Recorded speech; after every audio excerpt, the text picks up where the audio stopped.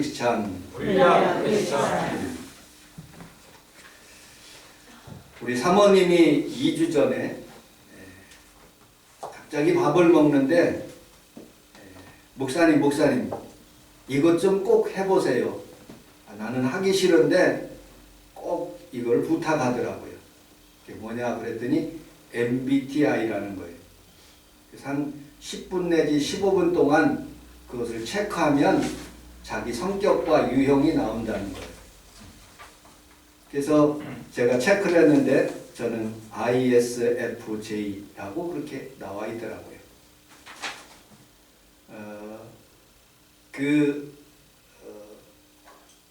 체크하는 그런 여러 가지 항목 중에서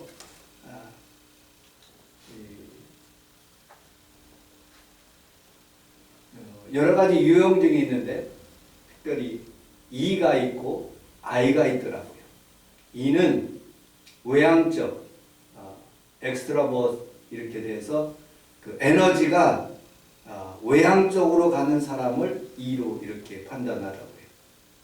I는 그 인 안으로 들어오는 그 아이솔레이트하는 그런 의미로 내향적으로 그렇게 사는 사람들. 우리 김혜기 권사님, 저 이렇게 그런 분들이 내향적이고 외향적이고 에너지가 펄펄 넘치시는 우리 김성애 권사님이 외향적. 그리고 인식하는 그런 방법에 따라서 센싱, 좀 센시티브하게 감각적인 그런 사람이 있고요. 그 다음에 직관적으로 이걸 해야 되겠다 하고서는 이렇게 하는 그런 유형이 있습니다. 그리고 판단하는 기준에서 thinking, 사고하는, 오래 생각하면서 사고하는 그런 사람이 있고요. feeling, 감정적으로 그렇게 판단하는 그런 사람이 있습니다. 그 다음에 생활 양식에 따라서 판단형이 judging, 자기가 판단하는 거예요. 어떻게 살아야 되겠다. 그 다음에 perseverance, 그 인식형, 어떻게 인식하며 살아야 되겠다 하고 그렇게 하더라고요. 우리 사모하고 저는 ISTJ 그렇게 돼 있더라고요. 그런데 우리 아들은 전혀 달라요. 우리 아들은 전혀 외향적이야. 걔는 성서초등학교, 그 다음에 성사중학교, 그 다음에 어디 무슨 고등학교지? 광성. 광성 다니다가 그만둬 버렸어요. 그리고 자기가 뭐 미국을 간다고 그래서 미국을 가버린 거예요. 우리하고 생각이 완전히 달라. 걔는 반장을 하지 말라고 그래도 그냥 반장 돼가지고 학교에서 와서 우리를 당황시키게 만드는 거예요. 그래서 우리 뱃속에서 난 아이지만 완전히 외향적으로 살아가는구나 하는 그런 생각이 들었어요. 여러분들, 저는 우리 5남매 태어났어요. 우리 아버지가 A형, 우리 어머니가 B형이에요. 그런데 저는 B형의 어머니에게 A형을, 그리고 내 동생 정기는 B형을, 그 다음에 프로맨은 O형을, 그 다음에 AB형을 각각 다 나오는 거예요. 우리 어머니가 B형인데 내가 A형으로 전혀 어머니 뱃속에서 살면서 피가 다른 거예요. 이 말은 하나님이 그 한 생명 한 생명을 귀하게 특별한 성격을 만드셨다 하는 그런 것을 느끼게 되더라고요. 그래서 성경에 이렇게 말씀하고 있습니다. 시편 139편 13절로 16절에 있는 말씀을 같이 한번 읽어보도록 하겠습니다. 시작. 주께서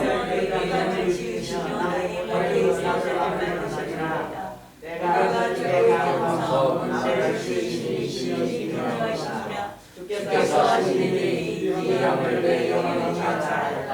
아멘. 또 시작. 내가 위한 데서 시험을 받고 땅의 깊은 곳에서 기회를 시험을 받을 때 나의 문제가 네가 나의 힘을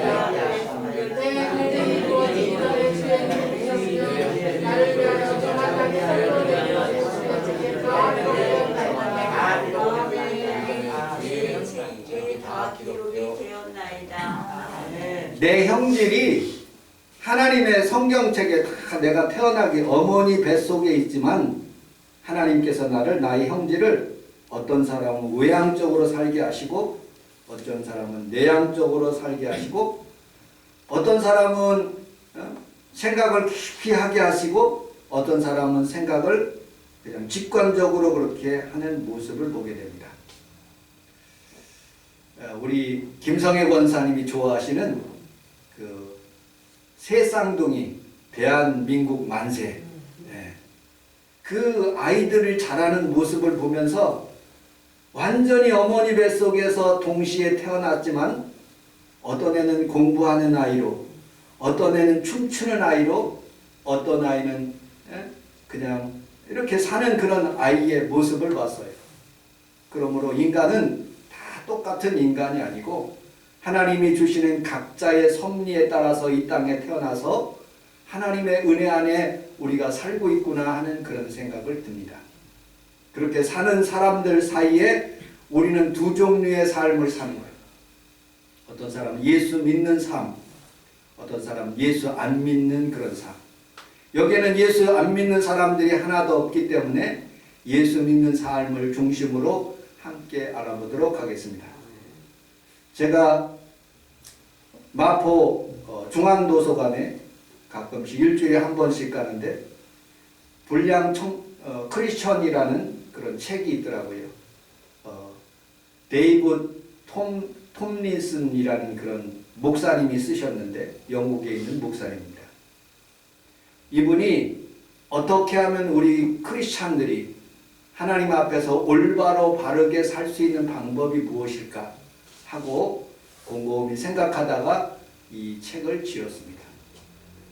크리스찬이라는 이 단어는 예수님께서 부활 승천하시고 난 뒤에 10년 뒤에 안디옥에서 비로소 크리스찬이라는 단어가 형성됐어요. 그 당시에 크리스찬이라는 이 단어는 안 좋은 단어예요. 저주받은 단어예요. 왜냐? 십자가에 달려 돌아가신 분이 예수님인데 예수님을 따르는 무리라고 해서 크리스찬이라고 그런 거예요. 그리스도인. 그런데 예수님이 저주를 받고 십자가에 짓고 그리고 또 형벌을 받아서 죽임을 받았기 때문에 그렇게 좋은 뉘앙스가 아니에요. 첫 번째 크리스찬의 의미는 십자가의 의미는 지금의 목걸이 아름답게 끼고 다니시고 크리스찬 그러면서 아름답게 부르기도 하지만 그러나 그 단어는 그렇게 썩 좋은 단어가 아니라고 이분이 그렇게 말하고 있어요. 그리고 성경에서도 그렇게 말씀하고 있어요. 그런데 이 크리스찬들이 더욱더 하나님의 영광을 나타내기 위해서 하나님 앞에 믿음으로 산 그런 선조들이 하나님 중심으로 산 사람들이 정말로 하나님의 뜻대로 산 사람들이 복을 주셔서 그리고 바르게 살았기 때문에 우리가 이렇게 크리스찬이 아름답게 변화된 단어로 사용되는 모습을 보게 됩니다.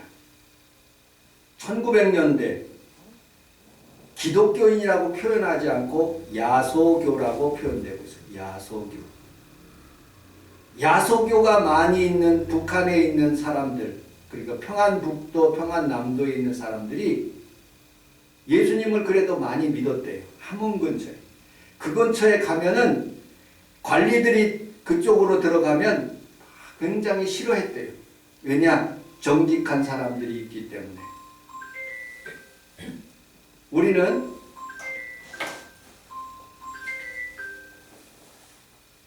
살아가면서 이 야소교인처럼 첫 번째 크리스찬처럼 하나님 앞에서 올바르게 불량되지 않고 정직한 크리스찬으로 어떻게 하면 살아갈까?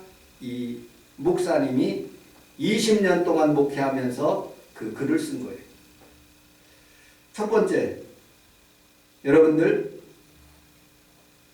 에디라는 사람의 장례식을 참석했대요. 이 목사님이. 그런데 캐럴이라는 그 부인이 계셨대요. 그런데 그 남편이 죽은 것을 얼마나 감사하게. 이분은 술만 먹으면 예수님을 믿고 직분자예요, 교회. 장로님, 안수집사님과 같은 그런 직분자인데 들어오면 술만 먹고 사람을, 그 아내를 때려가지고 폭력으로, 담배로 사람을 죽이고, 그리고 아픈 상처와 깊은 탄식이 있는 그런 삶을 살았어요. 그러면서 이 목사님이 장례식에 집행하면서 그 사모님을 보면서 성도님을 보면서 마음에 깊은 상처를 받고 이렇게 크리스찬 가정이 그렇게 살면 안 되겠다 하고서는 그렇게 글을 써놓은 장면들을 보게 됩니다. 지금 우리 기독교 그리고 또 교회 굉장히 많은 부분에서 사람들에게 영향력을 줬어요. 그런데 하나같이 교회 하면 부정적인 인식을 가지고 있어요. 목사님 하면 예전에는 존경받고 제가 이 지역에 처음 왔을 때 20년 전에 다녔을 때 목사님 하면 존경했는데 지금은 그렇게 존경하지가 않는 것 같아요. 왜? 우리가 잘못 살았기 때문에 그런 거예요. 국민일보에 보니까 푸틴이라는 사람이 모스크바 주주니키라는 스타디움에서 강연을 하면서 연설을 하는데 하나님의 말씀의 성경책 요한복음 15장 13절에 있는 말씀, 그리고 요한복음 15장 1절에 있는 나는 포도나무여 너희는 가지니 하면서 성경을 인용하면서 우크라이나의 전쟁을 독려하는 그런 모습을 봤어요. 이게 올바른 크리스찬이 아닌 거예요. 그런데 그 러시아에 있는 사람들이 크리스찬들인데 80% 이상 푸틴을 좋아한다는 거예요. 여러분들 예수님을 믿으면 예수님의 방법대로 살아야 되는데 예수님의 방법대로 살지 않고 자기의 생각 방법대로 자기의 어떤 가치관대로 사는 것이 문제라는 거예요. 여러분들 우리는 살아가면서 우리 하나님 앞에서 내 생각을 버리고 세상에 있는 생각을 버리고 예수님의 생각대로 사는 귀한 성도들이 다 되시기를 주님의 이름으로 축복합니다. 아멘. 주일학교 선생님, 또 여기에서 그런 책이 있어요. 주일학교 선생님의 실수를 여기서 그렇게 하더라고요. 어떤 아이가 있었는데 이 사람은 앤드류라는 그런 사람이에요. 자기가 마법 숭배자가 됐다는 거예요. 11살 때. 왜? 자기는 자연을 좋아하고 새를 좋아하고 나무를 좋아하고 그것이 영에 둘러싸여서 느낌이 좋아가지고 그 윤현주일학교 선생님에게 얘기를 했는데 윤현주일학교 선생님이 호되면서 이교도 나 그렇게 하는 일이지 절대로 그렇게 하면 안 된다라고 엄히 꾸짖었다는 거예요. 유고의 티토 대통령이라는 분이 있어요. 이분은 카톨릭을 믿는 그런 성당에서 예배를 드리다가 그때도 성찬을 했나 봐요. 성찬을 하다가 성찬 컵을 떨어뜨려 가지고 예배가 엉망이 된 거예요. 그때 그 주교님이 이 티토를 뺨을 때린 거예요. 그래서 그 충격으로 이 사람은 절대로 예수 믿지 않고 그 사람이 대통령이 되어서 예수 믿는 사람을 많이 핍박한 티토 대통령이 됐다는 거예요. 그런데 여러분들 그때 실수한 한 아이가 있었어요. 근데 그 주교는 너 괜찮다, 다음에는 그렇게 하지 말라 하고 칭찬해 주었더니 풀톤이라는 대주교가 되어서 사람들을 많이 주께로 인도했다는 그런 내용의 삶을 제가 읽어봤습니다. 여러분 우리는 살아가면서 하나님 앞에 주어진 삶이 있어요. 그런데 많은 사람들은 자기의 혈기, 어떤 사람은 외향적이거든요. 우리 평강이가 혼냈을 때 저 같으면은 아빠 잘못했어요 그러는데 무릎을 꿇고 힙부를 대면서 때리면 얘는 힘을 줘가지고 이 막대기가 뒤로 올라가요. 얼마나 힘이 세고 그리고 자기 방법대로 사는지 몰라. 그런데 하나님은 그 어린 아이에게 하나님의 영이 들어가게 하시고 하나님의 말씀이 들어가니까 부드럽게 하나님께서 그 인생을 빚어지는 모습을 보게 됩니다. 여러분들, 우리는 살아가면서 불량 크리스천으로 살지 않고 하나님의 정직한 청지기로 사는 귀한 성도들이 다 되시기를 주님의 이름으로 축복합니다. 아멘. 자, 오늘 본문에 있는 말씀 13절, 14절을 같이 한번 읽어보도록 하겠습니다. 13절, 14절. 13절, 14절. 시작. 그들이 베드로와 요한이 담대하게 나감을 보고 그들을 물게 하는 눈으로 알아가 이상히 여기며 또 전에 예수와 함께 있던 줄도 알고 또 병나는 사람이 그들과 함께 있는 것을 보고 비난할 만이 없는지라. 아멘. 우리 함께 따라서 하겠습니다. 담대하게 살아갑시다. 담대하게 살아갑시다. 베드로와 요한이 담대하게 말했다고 그랬어요. 불량 크리스찬으로 살지 않기 위해서는 하나님의 말씀대로 담대하게 사는 거예요. 내가 기도하고 아침을 먹고 점심을 같이 학교에서 먹는 그 순간에도 하나님, 나는 크리스찬이기 때문에 기도하길 원합니다 하고 기도하고 먹는 거예요. 아리마대 요셉은 제자들이 다 도망갔어요. 그럼에도 불구하고 이 아리마대 요셉은 예수님의 시체를 달라고 빌라도에게 들어가서 예수님의 시체를 받아가지고 자기의 무덤에 장사 지내는 모습을 보게 됩니다. 사람들은, 여러분들, 많은 사람들은 이 담대하지 못하게 믿음이 약하여져서 그리고 수그러져서 여전히 죄짓는 상태에 사는 그런 사람들이 있어요. 여기 오신 귀한 성도들은 하나님 앞에서 살아가면서 믿음이 담대해지시기를 주님의 이름으로 축복합니다. 아멘. 베드로의 예를 한번 들어보도록 하겠습니다. 처음에는 담대하지 못했어요. 그는 누가복음 5장에 보니까 어부였습니다. 예수님께서 그 배를 타시고 깊은 데로 가라고 말씀하셨어요. 그리고 그곳에다가 그물을 내리라고 말씀하고 있어요. 그때 베드로가 내가 말씀에 의지하여 그물을 내리리다 하고서는 그물을 끌어올리니까 2배나 차오게 되었다고 성경은 말하고 있어요. 그 즉시 그는 그물을 버리고 예수님을 따라가기 시작한 거예요. 그리고 3년 반 동안 예수님을 따라서 삶을 살다가 이런 일이 있었어요. 마지막 부분에. 다른 사람들은 다 도망갔지만 나는 예수님을 끝까지 따라가야 되겠다 하는 그런 마음으로 빌라도 법정까지 따라간 거예요. 그리고 너도 예수님의 제자다, 예수님을 따라가는 사람이다, 크리스찬이다 하고 그렇게 얘기한 거예요. 그때 베드로는 난 예수님을 모른다. 3번이나 저주하고 예수님을 저주했어요. 그리고 그는 통곡하면서 울기 시작했어요. 그리고 예수님이 죽은 것을 알고 자기 동네에 가서 어부일을 하게 된 거예요. 그때 예수님께서 찾아오셔서 부활하신 주님께서 그에게 나타나셔서 고기를 또 잡게 하시는 거예요. 이번에는 사람 낚는 고기를 잡으라고 말씀하시며 내 양을 치라, 내 양을 먹이라, 내 양을 치라라고 말씀하시는 장면들을 우리가 성경에서 잘 알고 있어요. 그 전까지는 이제는 실수했는데 오늘 성경에서 보니까 이런 사건이 일어나는 거예요.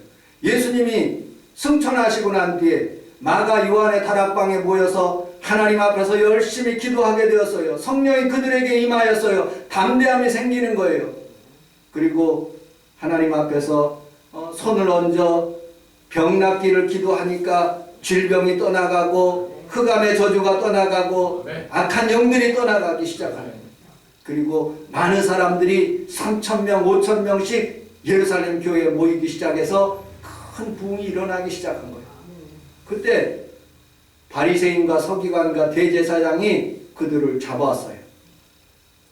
예수의 이름으로 가르치지 말고 더 이상 그 일을 하지 말라라고 엄히 명한 거예요. 근데 그들은 담대히 그들의 말을 물리친 거예요. 우리 사랑하는 성도들이 우리 하나님 앞에 살아가면서 늘 믿음이 담대해지시기를 주님의 이름으로 축복합니다. 아멘. 두 번째로 본문 19절을 같이 한번 읽어보도록 하겠습니다. 19절 시작. 베드로와 요한이 대답하였는데 하나님 앞에서 너희가 듣는 것이 하나님의 말씀을 듣는다가 보다 판단하라. 아멘. 우리 함께 따라서 하겠습니다. 하나님 앞에서 하나님 앞에서 다시 한번요. 하나님 앞에서 살자. 하나님 앞에서 살자. 코람데오라는 그런 말인데 여러분들 저는 여러분들을 볼 수 있어요. 그런데 여러분들 집에 가면 저는 못 봐요. 근데 하나님은 보고 계시고 안 보이지만 사람은 두 종류예요. 여러분들 보이는 사람에게 잘 보이기 위해서 사는 사람이 있고요. 보이지 않는 하나님 앞에서 내가 청결하게 사는 거예요. 거짓말 하지 말아야 돼요. 양심을 속이지 말아야 돼요. 공금을 횡령하지 말아야 돼요. 탈세하지 말아야 돼요. 저울에 우리 성도들이 저울 이렇게 해서 물건을 파는 사람들이 있어요. 그러면 저울에 깨끗하게 저울해야 됩니다. 요셉은 자기의 삶 속에서 보디발의 아내에게 유혹을 받았지만 그것을 착 끊고 믿음으로 살았어요. 왜냐? 내가 하나님 앞에서 득죄하지 않겠다. 하나님은 보이지 않지만 하나님이 나를 지금 쳐다보고 계신다 하는 그런 믿음으로 산 거죠. 다니엘과 사드락과 메삭과 아벳느고는 많은 사람들이 다 우상에게 절했지만 나는 하나님 앞에서 살기 때문에 우상에게 절하지 않는다 하고 믿음으로 하나님 앞에 삶을 산 거예요. 그들이 풀무불 속에 들어갔지만 사자굴 속에 들어갔지만 하나님은 사자의 입을 막으시고 풀무의 불을 오털 하나 타지 않도록 하나님께서 막아주시는 모습을 보게 됩니다. 오늘 사랑하는 귀한 성도들이 늘 하나님 앞에서 살아가시기를 주님의 이름으로 축복합니다. 아멘. 세 번째, 우리 17절, 18절을 같이 한번 읽어보도록 하겠습니다. 17절, 18절 시작. 이것이 인간의 범죄의 목적에 그들을 위하여 이후에는 이 이름으로 아버지가 말하게 하고 그들을 불러내고 예수의 이름으로 아멘.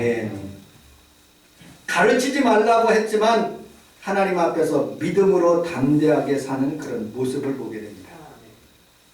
유대인의 속담에 이런 속담이 있어요. 사람은 죽기 위해서 태어난다. 그러므로 죽는 사람이 다시 태어난 것이다. 하고 그렇게 하는 그런 속담이 있어요. 우리는 살아가면서 수많은 사람들 앞에서 비굴하게 너 그거 복음 증거하지 마. 무서워서 그 복음을 안 준 거예요. 너 그거 하지 마. 권력자 앞에서 그렇게 하면 사람들이 권력 앞에서 두려워서 그렇게 못해요. 그런데 신앙이라는 것은 그렇지가 않은 거예요. 비록 큰 왕이라 할지라도 권력을 잡은 권세자라 할지라도 하나님 앞에서 믿음으로 사는 거예요. 좋은 지도자는 무엇입니까? 하나님의 말씀에 따라서 사는 거예요. 그분이 대통령이 장로가 되었든지 그게 문제가 아닌 거예요. 내가 하나님 앞에서 내가 하나님의 말씀대로 살고자 하는 그런 마음의 그런 결심이 있으면 하나님이 오늘도 여러분들 도와주시고 능히 모든 환난에서 여러분들을 이기게 해 주실 줄로 믿습니다. 아멘. 이스라엘에 이런 일들이 있었습니다. 여러분 혹시 마사다라는 곳을 가보셨습니까? 저는 한번 가봤어요. 마사다에서 예수님이 죽으시고 난 뒤에 이스라엘 백성들이 노마에 다시 한번 침입을 받아요. 로마 군병들이 10군단 애들이 얼마나 강인하게 그렇게 싸움을 잘하는지 사람들을 다 죽여가면서 이스라엘을 다 점령해버려요. 그런데 1000명이 헤롯이 만드는 궁정이 있어요. 그 마사다라는 지역으로 모여서 꼭대기에 올라가요. 근데 거기는 천의 요새이기 때문에 들어오지 못하는 거예요. 그런데 이 10군단에 있는 이 대장이 유대인들 거기에 있는 사람들을 노예로 부려가지고 성을 쌓게, 이게 높은 이게 요새면 거기에다가 흙을 붓고 흙을 붙어서 이만큼 평지가 돼서 올라가기 하루 전날이에요. 엘리야살 벤 야일이라는 사람이 사람들을 모아놓고 이렇게 연설을 하는 거예요. 우리 자녀들이 이 로마의 노예가 되면 안 됩니다.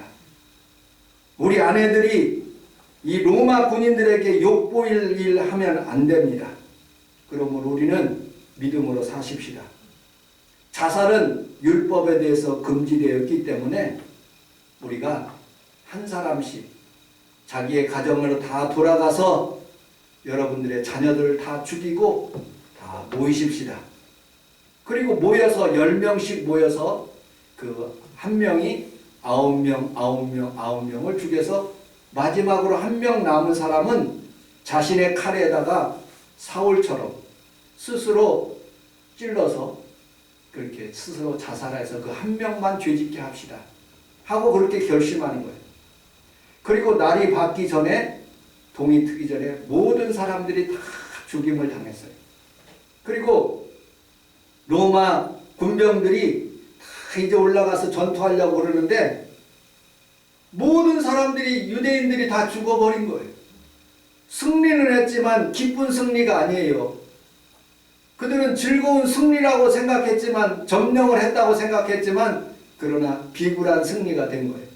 차라리 그렇게 죽을 바에는 유대인들이 올바르게 그냥 자신들이 죽자 하는 그런 마음으로 그렇게 한 거예요. 그런데 이 정신이 유대인의 2000년이 지난 지금 이 시간에 그 애꾸는 모세 다이안이라는 사람에 의해서 이 정신이 이스라엘 민족에게 흘러간 거예요. 그리고 유대인들 모든 남녀가 다 군생활을 하는데 그 군생활 마지막 날 이 마사다에 올라와서 이렇게 외치는 거예요. 마사다 오드 팜, 마사다 네버 어게인. 결코 다시는 우리나라가 마사다와 같은 비극이 일어나서는 안 된다. 믿음으로 살고 하나님의 말씀으로 살라. 근데 마지막 날 밤에 무슨 일이 일어났느냐? 에스겔 37장에 있는 성경을 읽은 거예요. 그들은 다 죽었지만은 하나님께서 천사장의 나팔소리와 함께 수많은 군대가 되고 하나님의 영이 그들과 함께 한다는 것을, 마른 뼈들이 일어난다는 것을 환상을 가지고 믿음으로 그렇게 죽은 거예요. 그리고 다시 한번 일어나게 된 거예요. 매년마다 이 날을 기념해서 그들은 무엇을 하느냐? 오케스트라 부활이라는 곡을 연주합니다. 근데 그 안에 들어오는 그런 모든 사람들이 마음에 큰 감동함을 받는데요. 왜?